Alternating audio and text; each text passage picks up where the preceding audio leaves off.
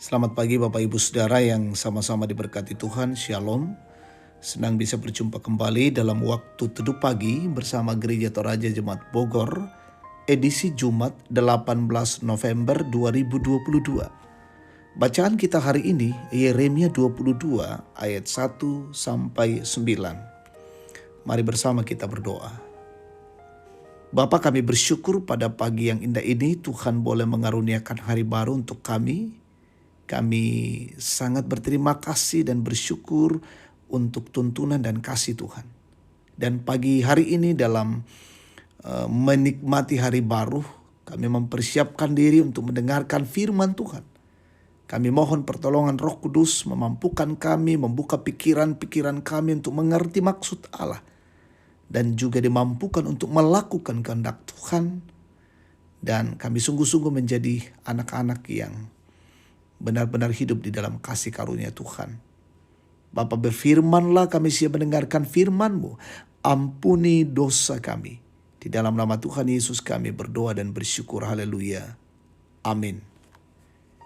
Yeremia 22 ayat 1 sampai 9. Beginilah firman Tuhan, pergilah ke istana Raja Yehuda dan sampaikanlah di sana firman ini.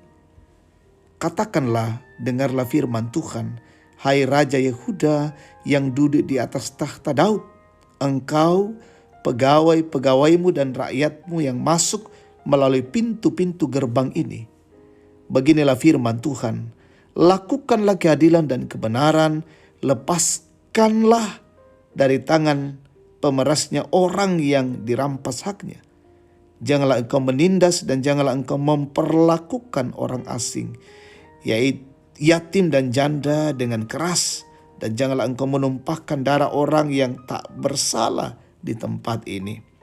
Sebab jika kamu sungguh-sungguh melakukan semuanya itu, maka melalui pintu-pintu gerbang istana ini akan berarak masuk raja-raja yang akan duduk di atas tahta Daud dengan mengendarai kereta dan kuda. Mereka itu pegawai-pegawainya dan rakyatnya. Tetapi jika kamu tidak mendengarkan perkataan-perkataan ini, maka aku sudah bersumpah demi diriku, demikianlah firman Tuhan, bahwa istana ini akan menjadi reruntuhan. Sebab beginilah firman Tuhan mengenai keluarga Raja Yehuda. Engkau seperti Gilead bagiku, seperti puncak gunung Libanon. Namun pastilah aku akan membuat engkau masing-masing dengan senjatanya.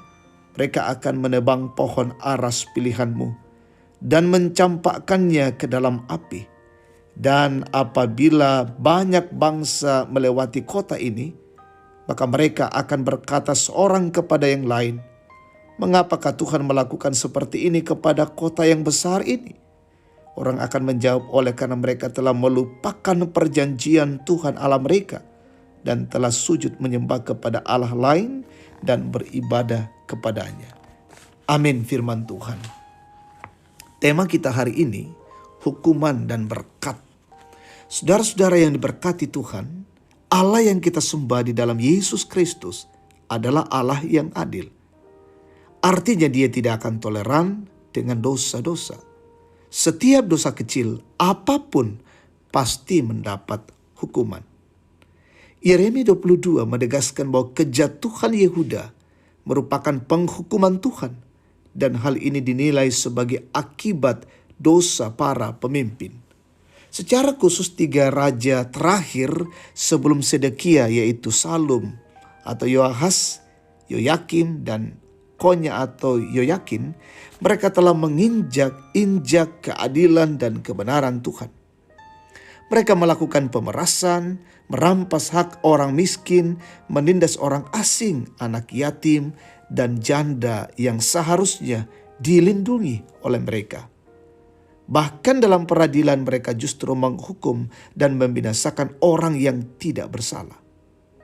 Mereka hanya mengejar kepentingan dan keuntungan, tetapi melupakan tanggung jawab terhadap rakyat yang dipimpinnya. Sebagai akibat dari kejahatan yang dilakukan, maka rakyat menderita dan sengsara. Karena itu Tuhan akan menghukumnya dengan menyerahkan kepada musuh mereka.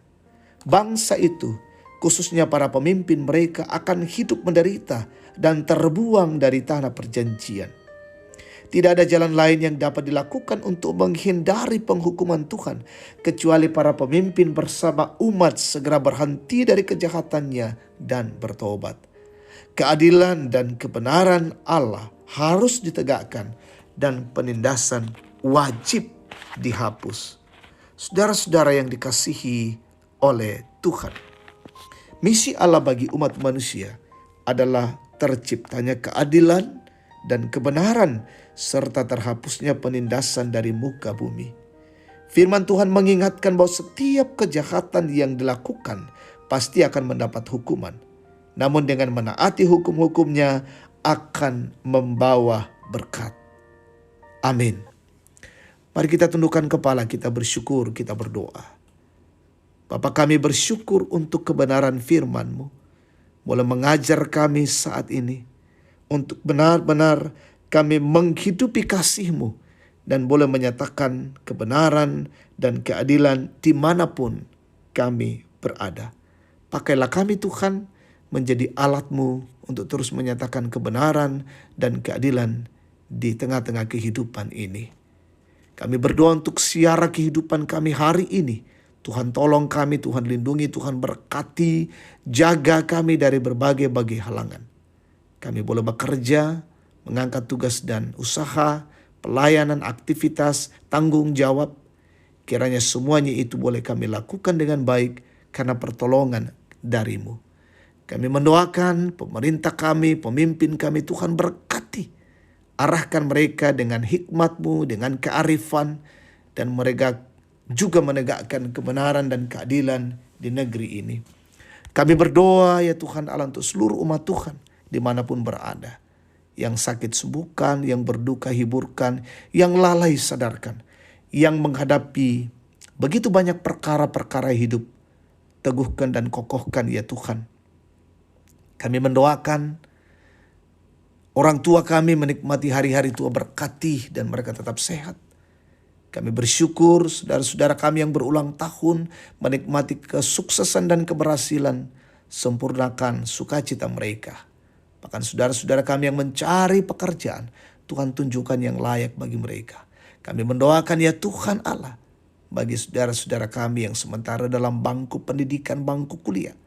Kasihi, tambahkan kemampuan, tambahkan kepintaran bagi setiap anak-anak-Mu. Terima kasih Tuhan, ini syukur dan doa kami pagi hari ini. Sempurnakan ya Bapa dan tuntun kehidupan kami hari ini. Di dalam nama Tuhan Yesus firman yang hidup kami berdoa dan mengucap syukur. Haleluya. Amin. Demikian waktu teduh pagi, Tuhan memberkati kita hari ini. Shalom.